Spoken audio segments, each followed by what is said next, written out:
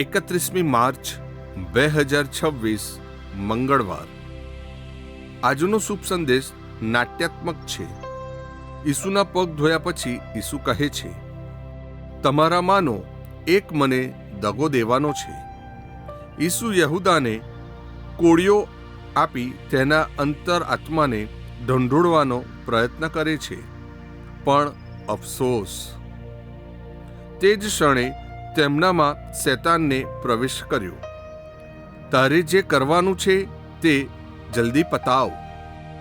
પ્રભુ એને પસ્તાવો કરવાનો મોકો આપીએ જાય છે.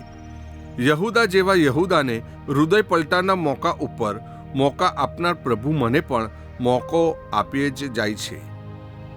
આજે જ પસ્તાવો કરી પશ્ચાતાપ કરું ને પ્રભુની માફી માંગું. પ્રસ્તુત કરતા અમૃતધારા Don Bosco animation centre Kapadvanj.